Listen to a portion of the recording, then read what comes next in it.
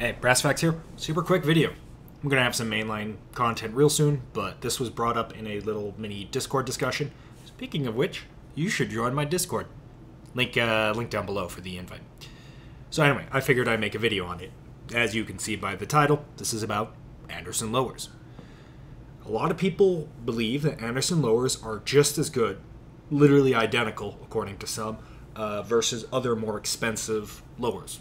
Like, let's just say a Spikes or an Arrow, for example. Yes, I know there are the three forges. I've heard the meme or the statement many times. But I'm going to just present some data for you, and you can make your own decision from this. I don't know what it is, either QC, process skips, whatever. But Anderson lowers do have some noticeable differences compared to other more expensive lowers, or other more normally priced lowers, honestly. Which is probably why they can bring them to you cheaper than even other ultra-budget brands like PSA or maybe even Arrow. Let's get into it. This data is from 2019, where I compiled all of this data for a closed group. Then I made a video, but I didn't really want to release this video because the internet is a scary place, and I wasn't as confident back then putting out a negative video for my second video ever on this channel. But I still had all the data, so I eventually decided to make this video. I had two Anderson lowers mounted to guns. That is, they had round counts behind them, more wear, broken in, whatever. One of them since has been sold, but I still have the data, and data is data. I also had, obviously, a bunch of other lowers from different guns, down the fence, Spikes, whatever. I also ripped one out of its clamshell casing, right, because I just have a bunch of Anderson lowers lying around because, you know, it's useful to have them. And I put a bolt catch in just to double check. I didn't do any tests with it. I didn't get data from it. I just double checked, and the issues I have still persisted. Finally, I asked a friend who has a ton of Anderson lowers, I think only Anderson lowers, and he confirmed with all of his lowers that they had the same issue as mine. The test is as follows. Insert a empty mag and apply small amount of forward pressure. That is, pull the mag towards you such that the follower wants to tilt towards the barrel. If the bolt catch then slips behind the follower, then it fails, and if not, it didn't fail. Obviously, if the bolt catch ends up behind the follower, the bolt hold open feature is defeated. The gun will still actually run just fine. You can rack the bolt and it'll work. Here is the data in a couple of different combinations.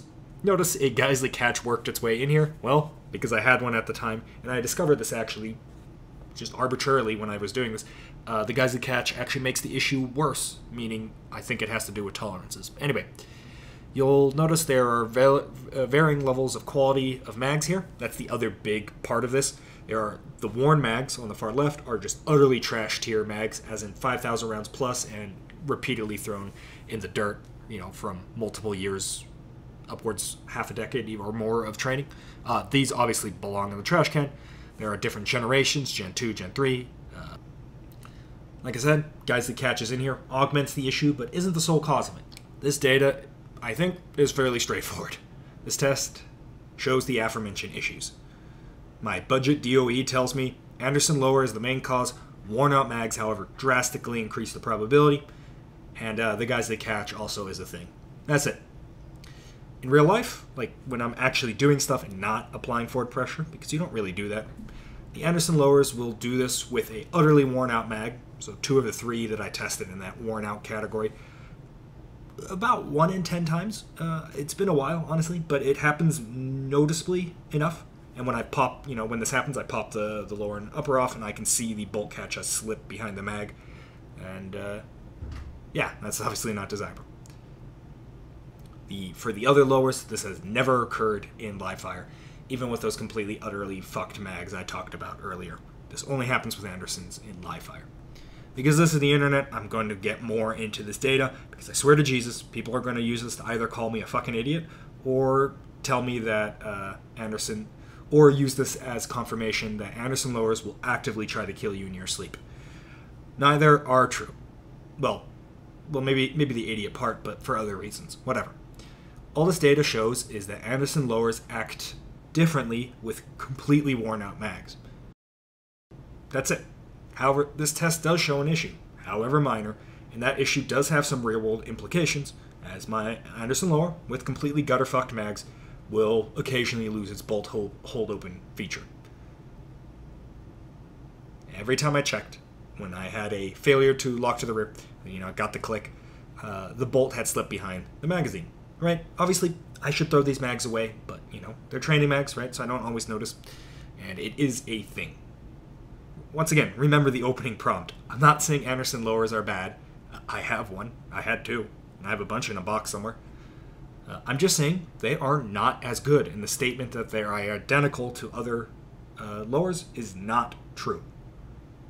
Also, they straight up do not work with a lot of ambi devices. I swear I should just buy a pair of calipers to show this, but for the forward control design ambi mag release, it will partially bind, such that the mag release sensation isn't great.